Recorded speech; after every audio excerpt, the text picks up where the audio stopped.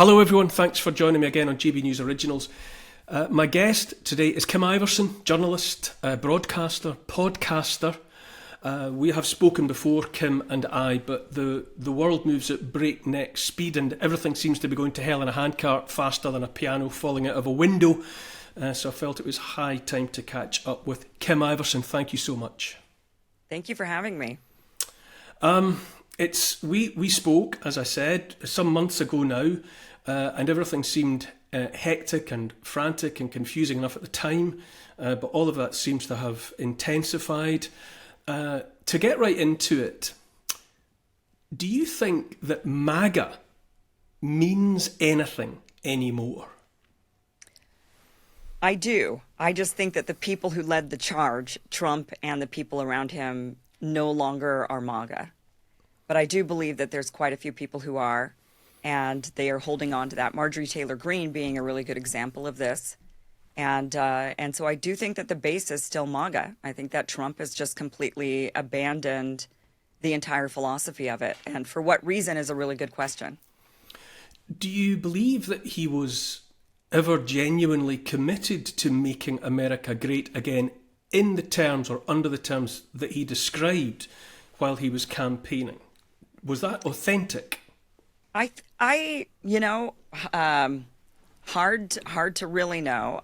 My gut instinct is to say yes, that actually he was genuine and sincere in wanting to do that, but really didn't know how to do it. I think that he had smart people around him who were savvy and they knew exactly what the American people wanted. They knew, with Trump, it's like, how could he really know? He's always been rich. He's always lived on, Fifth Avenue in New York or wherever. I mean, he's just, he doesn't really mingle with the average American in Nebraska or in Idaho where I am or, so I don't know if he really fully, I think he knew he wanted to do something. I think he knew he wanted to make America great again. I just don't think he really understood what the average American was feeling and the angst that they were feeling and the issues that they were facing. But I think he had smart people around him who did know. And one of those being actually Steve Bannon. And Steve is a real controversial figure. I don't even know how I feel about him, to be honest. I go back and forth on whether or not I think the guy is brilliant, like just brilliant or an evil genius of some kind. I'm not really sure. But I think guys like Steve Bannon really understood what the average American was feeling and wanting. And I think he was guiding Trump in the right direction. And I think he probably still would now. Again, Steve Bannon has, a sordid history. I'm not sure what to make of his past with Jeffrey Epstein, for example, and how that might play into his particular viewpoint today and the things that he says to the audiences or even to the president today.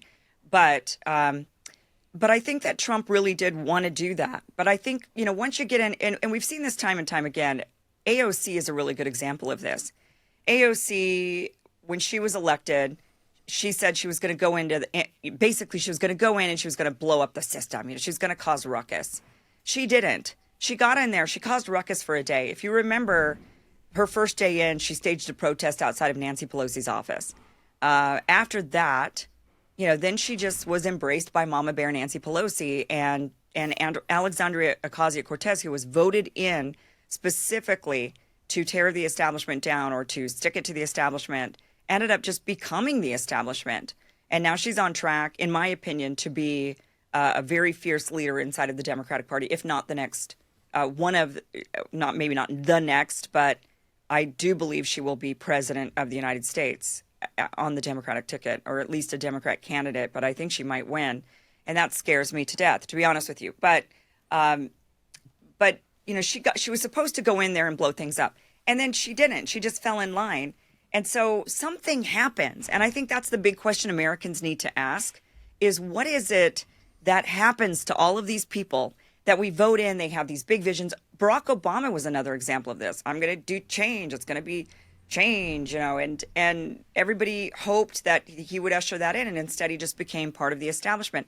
And sadly, Trump has done the exact same thing. So this isn't unique to him. This is a pattern we've seen over and over and over again. The question is why?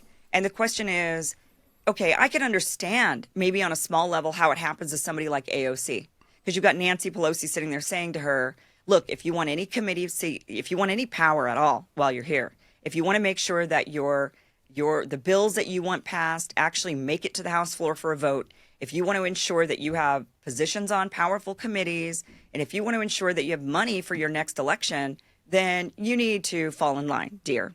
And Alexandria Ocasio-Cortez did. But I don't understand why Barack Obama, for example, or Donald Trump do it. And I think that's the question that many Americans need to ask ourselves. And a lot of us are asking this, right? And we're looking at blackmail operations. We're looking at influence from foreign governments. We're looking at influence from major lobbies and people and powerful people. And everybody's starting to get into this. Well, it must be some sinister dark force that we don't really understand. It must be, foreign lobbying or blackmail or something. And, these are the right questions to ask, because what else could it possibly be? I mean, it's just very bizarre that this is happening over and over and over again, unless this is just the human condition. And when you get into power, you just, it's like intoxicating or something, and you just become the power and you just don't even realize you're doing it. I don't know. It's hard to explain, hard to understand. A question I always come back to is really, it's about authenticity. Do you think that, you mentioned, Donald Trump, he's always been rich, he lives on Fifth Avenue and so on and so on. You mentioned, Barack Obama. Do you believe that they go into it with authenticity, that they really believe that they can and will affect change? Or are they, as so many people feel, myself included, to be quite honest, do they go in knowing that they can't? I mean, are they knowingly tools of whatever it is, the establishment, the state, whatever you want to call it? Because it seems unfathomable to me that someone like Donald Trump, who lives in that world, rubs shoulders with these people, sees enough, knows enough. Likewise, a Barack Obama. They're not stupid people by any stretch of the imagination. Do you think they genuinely go in thinking they can make the difference? I think, with Obama, I don't know if he went in there thinking he could make real change. I think he might have wished he could have. I think that's genuine. I mean, now the guy's rich, living in the Hamptons, cozying up to billionaires, and he's a billionaire himself. So that's the other thing that happens. They all become filthy, insanely rich. And I think they're normal. The window for what's normal clearly moves. I mean, if you're Barack Obama and you've always been a politician and you grow up poor, or I think you grew up poor, maybe even middle class, but and then you get into these circles and power starts to chum you up and tell you how great you are and you could be the next big leader. And I think that they go in, I mean, again, I don't really know, but I would just think, how would I feel? That's the only thing I could really kind of base it on. And I just think they go in hoping they can change, but I think that their window of what's normal shifts. And so they don't realize that they're no longer normal. I don't know if I think they, like, power and celebrity and money starts surrounding them so much that they think that's normal because they've left behind the real normal average American. And now they're in this new normal. And I think for their new normal, they are satisfying and helping the people around them. I think they are doing a very good job of keeping the people around them in their new normal happy. And they feel like America's great. Things are going well because everybody around me is really happy. Well, that's because those are the rich, powerful elites. So of course they are. But I obviously, I think if they stopped and said to themselves, well, of course I'm just mingling with the rich and powerful elite. But, when you're hanging out with the rich and powerful elite, which I've spent quite a bit of time with wealthy, very, very wealthy individuals. I've made very good friends with people who are billionaires, for example, people who are celebrities, for example. And when you're around them, they're totally normal people. They're just like anybody. And so I think you lose sight of the fact that, oh no, these aren't actually normal people. Their worldview is shifted because their window has shifted. So I think you just start satisfying all the people around you and you think, no, but these people, when then you say to yourself, oh, but this is a billionaire. They say, yeah, but this billionaire is so normal. I mean, this billionaire, yeah, but he grew up, this way or that way, or had some hard times just like anybody else. And so, no, this is a normal person. And, of course you're right, because everybody's just a person. But I think it just shifts your worldview so completely that you don't realize you no longer are serving the average person who actually voted you in. And because, again, people around them are happy. So I think that Barack Obama went into it, for example, thinking, yes, I'm going to make change. And then I think when the people around him are like, good job, buddy, you're doing so great. What else do you have to judge it off of?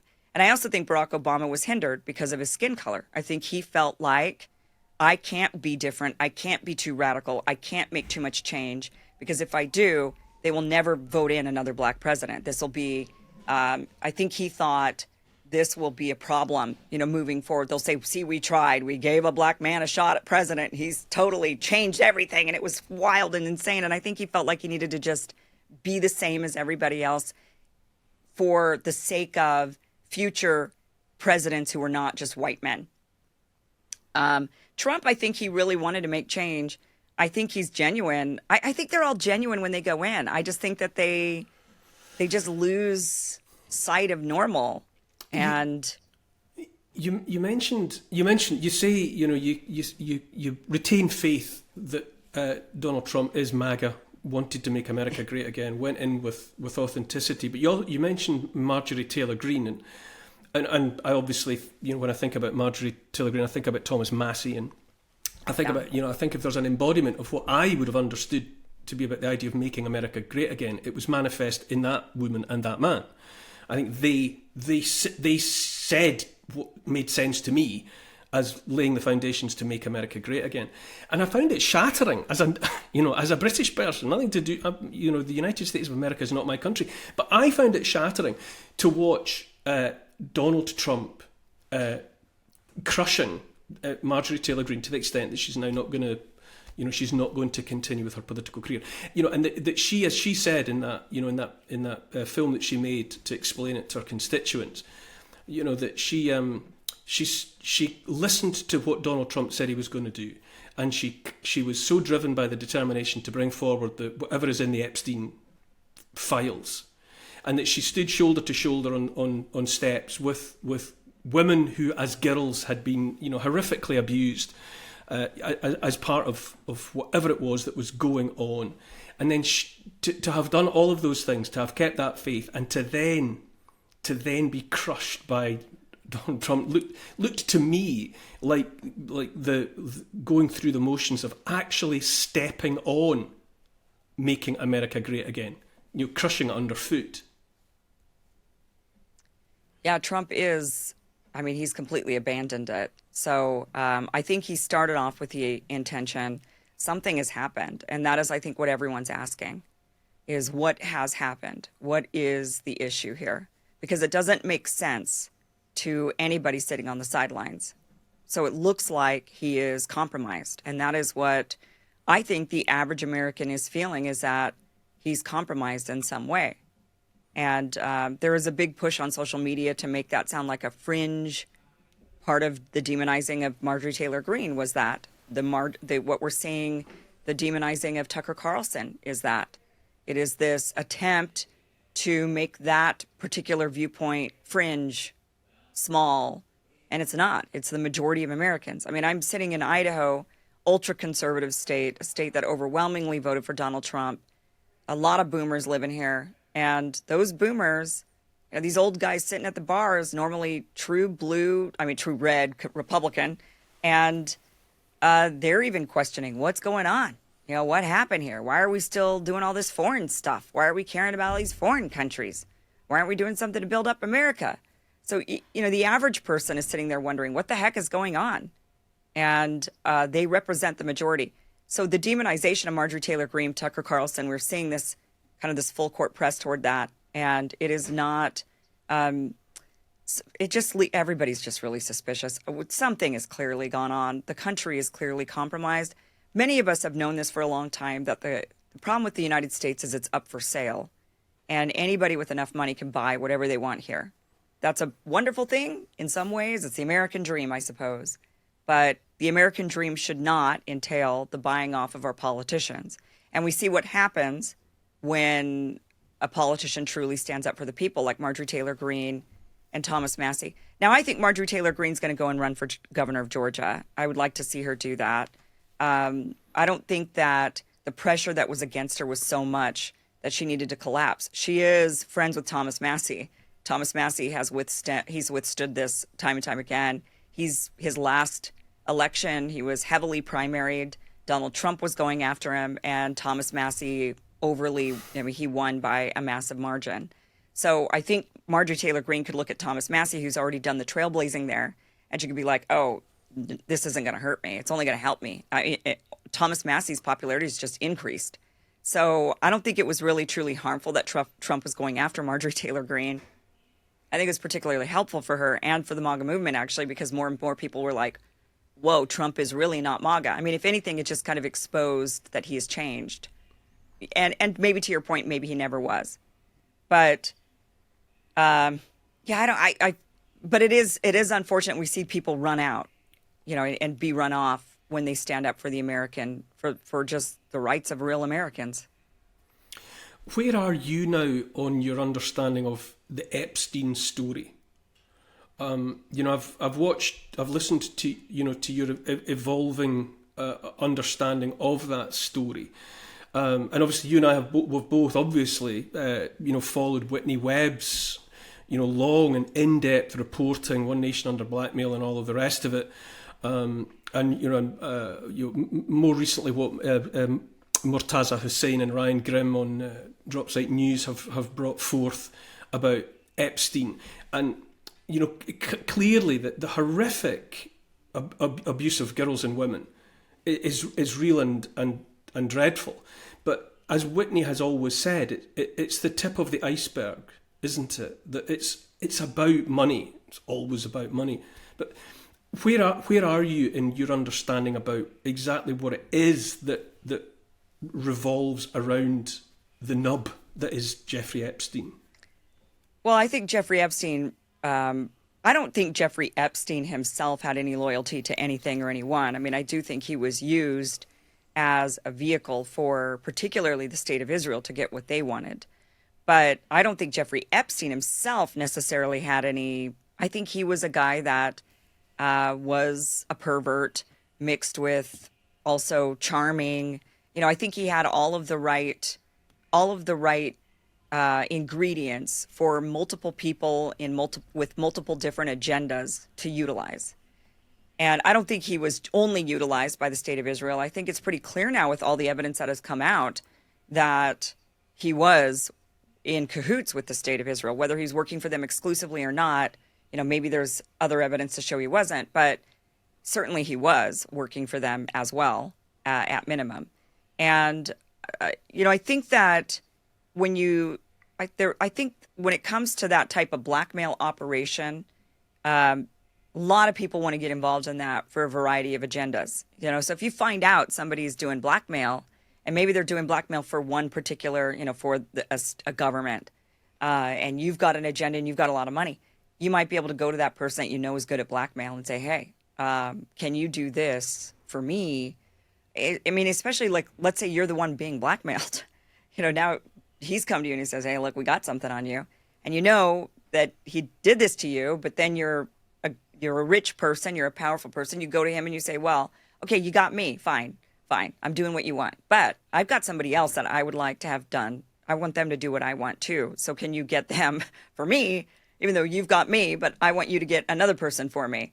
And I think that these types of circles, so to me, it's not beyond the realm of belief that he was working for many people procuring blackmail.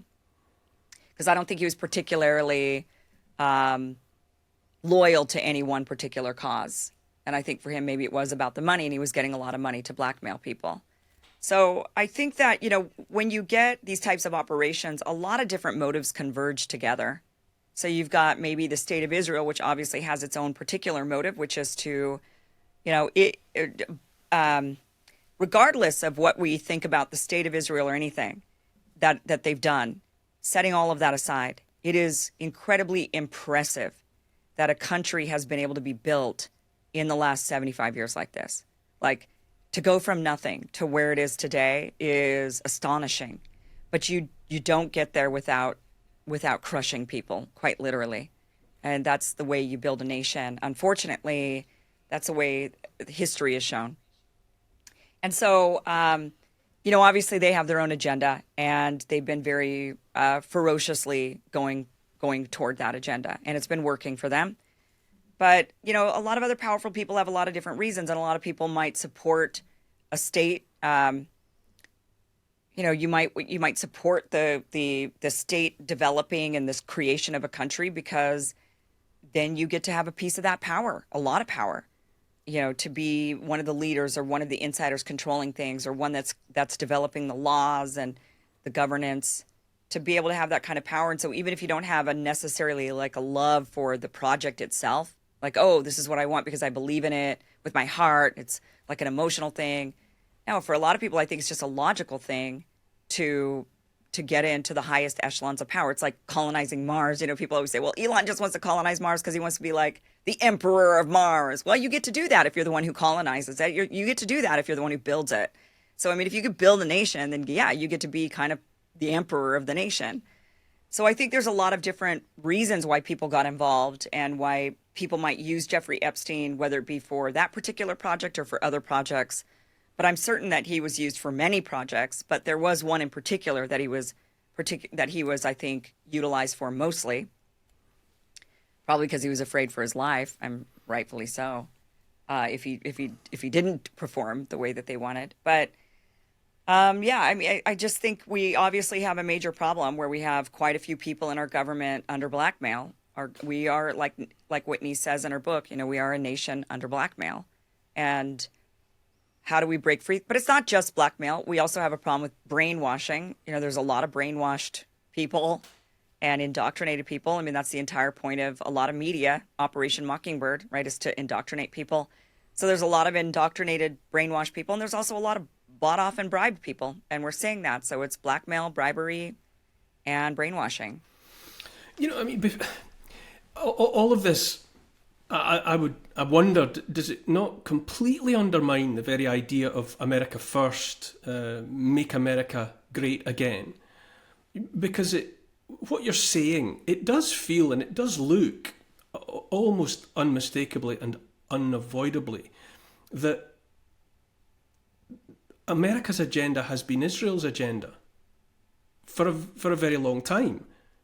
That one begins to wonder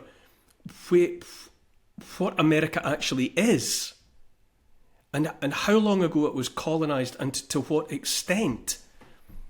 It makes the "Make America Great Again," America First line seem cynical, not just inauthentic, but actually cynical, because it was really about putting somewhere and someone else first. I think for a long time, I don't think it's the case now, but I think for a long time, Israel's agenda and America's agenda were perfectly aligned. And so it worked out. It was an America First agenda to go and wage wars in the Middle East, to destabilize, to control, to secure oil, to secure resources, to secure the strait, waterways, oil, all these things. I think it was America's agenda, and I think it aligned. The problem is now we're not aligned. And this is what happens. And this is why, this is my greatest, we've seen this over and over again. History's played this out over and over and over again.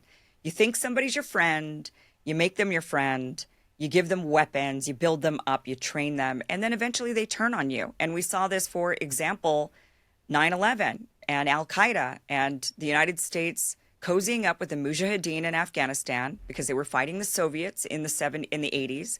And the United States went and trained them, armed them, made them part of the team, only for then, when they were done beating the Soviets, they turned around and said, now we're going to get rid of you because we don't want you here either. We're fighting the Soviets, and now we're fighting you for the exact same reason we were fighting the Soviets, because we want you off of our land.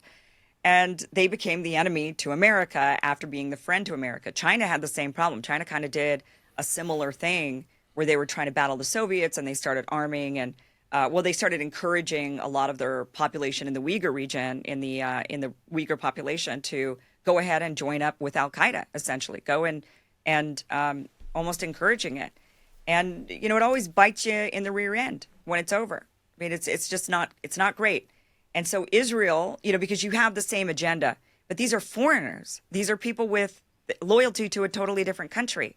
And now we're seeing this happen with Israel. The problem is, the question, I think, is what does this mean? How are they going to bite us? How are they going to bite us back? Because they are, and I think they are now. But, and it was inevitable because this is what happens every single time. So we made friends with the Israelis. We said, okay, we have the same agenda, actually.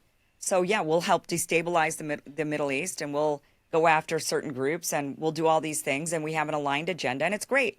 But now the agenda is no longer aligned. Americans want out. Americans do not want to have anything to do with the Middle East anymore. We're done. The problem is Israel's not done. And so they now are snapping back at us. But their way, their method is different, right? What we saw with Al-Qaeda, what do? They stage terror attacks.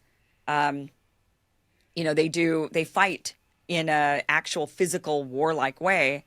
The Israelis are attacking us in a totally different, really intelligent way, right? They're buying up all of our media and making sure that the narrative is on point so that they can continue brainwashing the American people. And they're blatantly buying up the media. And then they go and sit in conferences where they sit there and talk about how we got to buy up all the media and we got to make sure that they're in line with our narrative. And they put it out. I mean, Netanyahu sits there and says it. And it doesn't even make the press that a foreign leader is actually saying out loud he is going to infiltrate and take over our social media to ensure it stays in line with Israel's agenda. So they're really smart on how they're getting us, but it is war. I mean, people should make no mistake. This is a foreign country, and just like any foreign country, this is an act of war if they're doing this to us. But a lot of Americans are not waking up to that. They want to still say Israel's our ally. Well, guess what? Al-Qaeda was our ally. Osama bin Laden was our ally. Okay, but not anymore. So things change. And that's why you should be very careful with giving your allies who are not part of your family weapons and, arming them. And these are dangerous things to be doing, to be allying to this level. But they're still getting the politicians to say, oh, Israel's our greatest ally, No, they're not. What message are the American people or the wider global community supposed to get from watching Donald Trump playing with Giuliani in the White House, spritzing him with his own aftershave? You mentioned Al-Qaeda. Al-Qaeda was a word that I had never heard before 9/11. And then Al-Qaeda became the enemy. Al-Qaeda. And now, well within the reach of living memory, the sitting president of the United States of America is welcoming in the leader of Al-Qaeda and describing him as a great, good-looking guy with a strong past. What is that? I mean, do Trump's handlers watch him off the leash doing that in the Oval Office and think, head in hands, oh my God, that's just Donald Trump being Donald Trump. That's the guy off, the guy off the television, or is that a coordinated, choreographed message? And if so, what is it?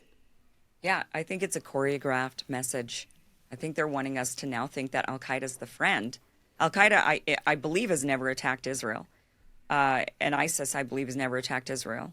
They attack inside of Palestine. Interestingly, Hamas fights ISIS. I don't think Israel's ever fought ISIS. Iran fights ISIS. Iran fights terrorists. Russia fights terrorists. But I don't think Israel has ever fought any terrorists. The United States says that we're fighting terrorists. But they have been working, and again, this will bite Israel in the rear end too, because this is, again, part of the pattern. You make somebody that you have an aligned agenda, you think you have an aligned agenda, you make them your friend, it's only gonna get you in the end. And I think Israel's making a giant mistake by making Al-Qaeda their friend. They have an aligned agenda against Iran. And, Iran being Shia Muslims and Al-Qaeda and ISIS being Sunni Muslims, and the Sunni, this real radical faction of Sunni Islam, which is what creates the ideology behind ISIS and Al-Qaeda, they hate particularly other Muslims who they believe are not actual Muslims. Anybody else, they're kind of like, okay, you could convert or die. But the Muslims are like, no, you just die because you're spreading the evil message. It's just completely off. And so they really hate Iran, and Israel is aligned with them in that hatred, in that fight against Iran. So I think it's coordinated that the handlers for Trump actually are the ones saying, now we need to be friends with Al-Qaeda because we want the Jolani, we want Al-Qaeda, ISIS running Syria, not the secular Assad. And I mean, that many people had been saying that was the plan all along. Many people have been saying this for years, decades, but fell on deaf ears. Americans didn't want to believe it until I think they saw it. And I think a lot of Americans are very, very upset with Jolani being in the White House because now it's just so blatant. I mean, I don't know if Trump, Trump like Bannon, is he an evil genius or is he just, a genius? And maybe he's a genius. I mean, I've heard somebody make this argument. Maybe Trump knows exactly what he's doing by saying things like, yeah, I'm running on releasing the Epstein files, and then getting into office and being like, what Epstein files? It's a Democrat hoax. I mean, it couldn't be more blatant, slapping us in the face. Or sitting around with Israel all the time, doing everything for Israel, saying we're going to end all these foreign wars, and then going and waving the Israeli flag and being like, no, anything for Israel, including inviting Al-Qaeda into the White House. These things have been done before Donald Trump, but they weren't so blatant. So either the people with this agenda, maybe Israel, are becoming desperate, which is very possible because they're losing the American people, the opinion of the American people, Americans just aren't supporting Israel anymore. Could be out of desperation, and when people are desperate, they start acting really weird. Or it could be just Trump being a genius, and he's like, I'm just exposing how it's always been for you Americans, and I'm just making it blatant. I'm just literally punching you guys in the face with this so that you realize what has happened. But I don't think that's it. I don't think he's some sort of genius playing some sort of, 4D chess. I think that the people in charge have probably something on him. I don't think it's on him, but probably a family member. People do anything to protect their families. And it is punching us in the face with how blatantly obvious anti-American all of this is. I mean, that guy, Jolani, killed Americans. And now that's the guy we'd been fighting all these years, supposedly. But obviously not, because now he's sitting in the White House. It's quite something. We're having this conversation, which boils down to we're saying that the leader of the free world, so-called, the President of the United States of America, is being blackmailed in front of our eyes. That's beyond the plot of movies. That's beyond the plot of a novel. But that's what we're saying to each other, that in plain view, the most powerful and dangerous man in the world, given the military that he stands at the front of, is being blackmailed in front of us. It's like a true Manchurian candidate. And they were blaming the Russians, right? They were accusing the Russians, saying it was the Russians that put him in power. But clearly, even if, so maybe, what if, I don't believe it, but let's just say the Russians did. It wouldn't matter now because he's a Manchurian candidate and somebody else got control of the reins. I feel as if, when I talked at the top of this about, the piano falling out of a window and the constantly evolving complexity of it all and the 4D chessness of it, it's clearly a war being fought on multiple fronts. And on this side of the Atlantic, in the last 24, 48 hours, we've had this announcement, which was, we all saw it coming, that trial by jury is effectively gone. Trial by jury is going to go from British courts, except for murder and rape. But anything else going through the court system will not face a jury trial. So 800 years, let's say, for the sake of a metric, 800 years of history is being erased, so that the people are no longer in control of the law. The law is just written from above them and pushed at them. I watch America from here. You're looking at Britain from where you are in Idaho. How do you assess the plight of the British? Guys should have gotten rid of that monarchy and had a constitution. I don't know. I mean, it is bizarre to watch, what we see on our side. Of course, we're so embedded with American politics because we have so much going on here. But of course, we are seeing things like police showing up to people's homes to say, hey, that Facebook post you put up there, that's, you can't be doing that. We're hearing about journalists being detained when they fly into London, when they're flying back to their home country, and they fly into the UK and they get detained. And we hear about this, and it's because they took an opinion that the UK wasn't, that the establishment government wasn't in favor of. So we're seeing this dystopian kind of like what is happening over there. So all of Europe, I think, seems to be way more under the people are less free, way more under control than what we have here in the United States.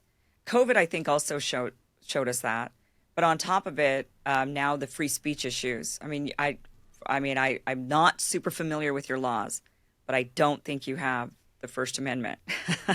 So I don't think you have the right to free speech, and that maybe it is limited. And there are some, and there are of course some limitations to our free speech as well from court precedent that have been set. But it worries me. I think what happens in Europe, I always look at that as Europe is more and the UK is a few steps ahead. Like, obviously, the United States is a new country, so we're kind of the bratty teenagers. Maybe we've now reached a point of adulthood, but the UK is further along, and we're just on the same trajectory. So it's just whatever they do to you, they're going to do to us. But it is the trajectory that I'm referring to. Here in Britain, it's manifest at the moment in the ending of trial by jury. Less than 1% of cases in Britain anyway go before a jury now. But it's being underwritten now that the time of the trial by jury is gone, which means that an administration can simply write legislation, pass it through Parliament, bring an accused person into a court where they will be judged only by a judge who is an employee of that administration. Right. And the guilty verdict will be given and the punishment will come down. And at no point is the justice of that legislation, of that law, in a position to be judged by the people, which is what the jury is supposed to do. It's supposed to, judge the guilt or innocence of the accused, but more important than that, it's supposed to decide whether or not the legislation is fit for purpose. That's gone. But on the other side of the Atlantic, we watched in the aftermath of 9/11 legislation like the Patriot Act, which just at a stroke allowed the state to impinge in every which way upon the freedoms and privacy of the American people. And 20 odd years later, it's never gone away. It's still there. So there's just this rising tide of totalitarianism and authoritarian government. And you watch it moving, and it all plays into this idea that it's all being choreographed from a central point. We'll do it this way in Britain this week, and then building on what we did in America 20 years ago, and it just feels like we're being backed into a corner as people by something that feels increasingly like a centralized one world government. Right, and so we'll just have to wait for the wave of revolutions that run across Europe again, like history has repeated itself and will repeat itself hopefully over and over. I mean, I say hopefully, but at the same time I hope not, because you never know which way how those are really going to pan out. But clearly, as I'm mentioning, you guys are a few steps ahead of us on this totalitarian consolidation of power trajectory that we're all on, and we're headed there with you. Unfortunately, we're following in the footsteps, and you guys have lost your ability to post on social media. You've lost your ability to speak out opinions, and now you're losing your ability to be judged by your peers. And instead, you're controlled by, as you said, an employee of the state, essentially. Like the cops that show up to tell you your social media posts are wrong. An employee of the state. Now the judge that's going to judge you is an employee of the state. So, everything is consolidating. And, it's interesting because they keep saying, oh, we're fighting China and we're fighting communism and people, and we're here to free people. But meanwhile, we're all just, they're using those tactics that they see and they say, oh, that's a great way to control 1.5 billion people. So let's do that too. And they're implementing these control tactics. Same thing with, all the AI, the robot cops that they're wanting to unleash on us. We already have kind of robot cops. If you drive too fast, a camera catches you, you get a ticket in the mail. That's kind of the first step to the RoboCop. But now we're getting Elon Musk talking about real RoboCops that are just walking the streets, preventing you from doing bad things.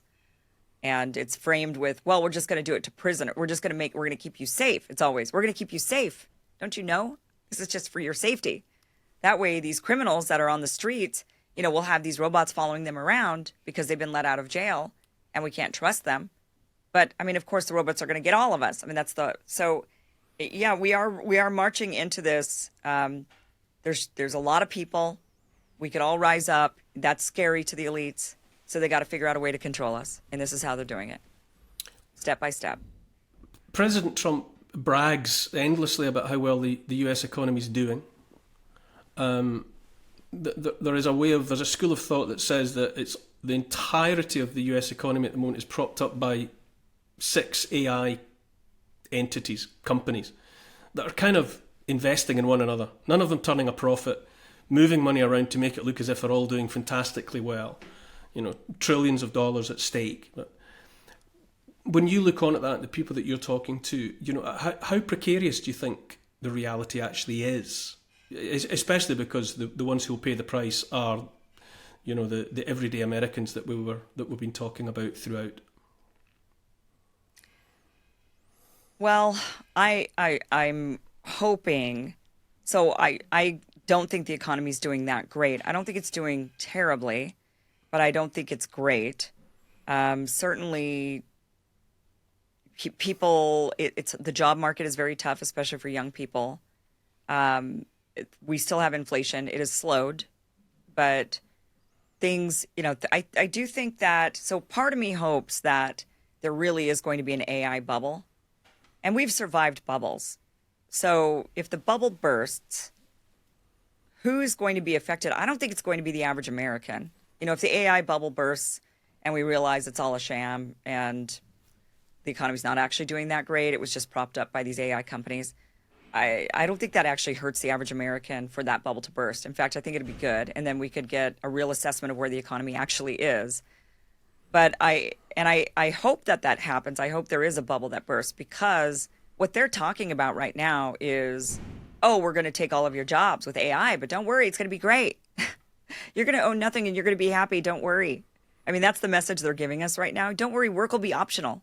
Don't worry, currency will be optional. But you're going to be so happy. You'll be able to play video games and do whatever you want. So it'll be great.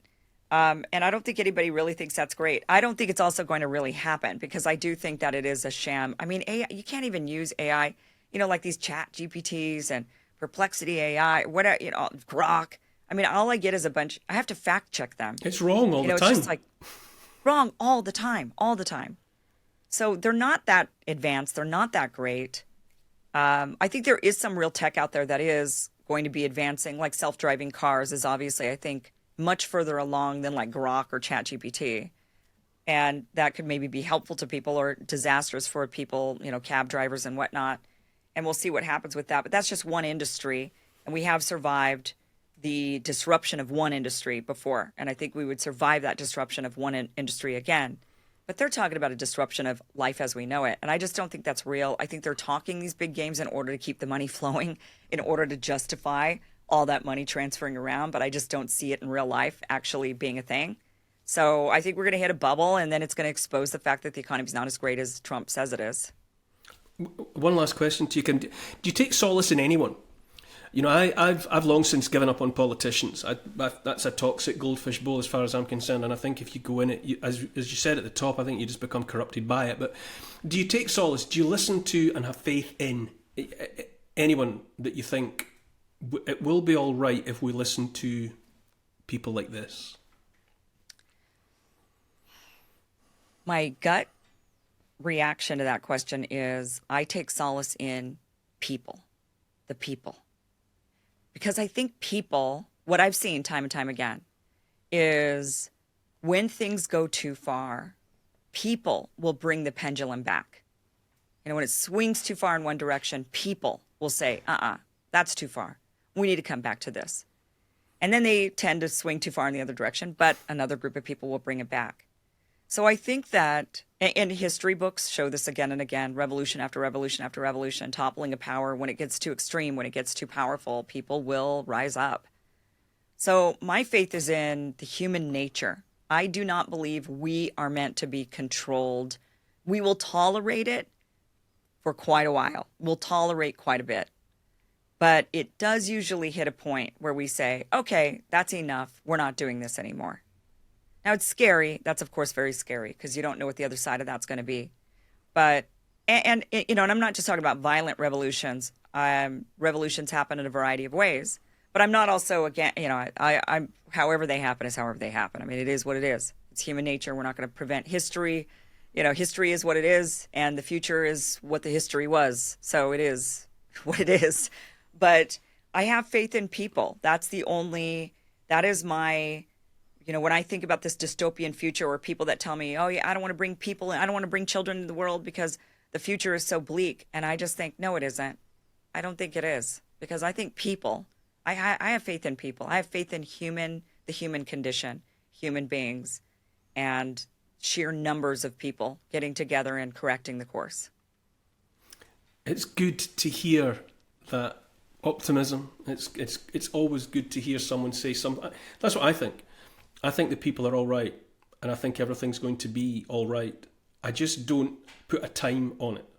I don't know how long it's going to take, but I know that the solution, it comes from within, not from without. It's just down to us. Yeah. Kim, it's been lovely. It's been too long. I hope we don't leave it too long before we do all this again. Kim Iversen, thank you very much for your time. Thank you. Thank you for having me.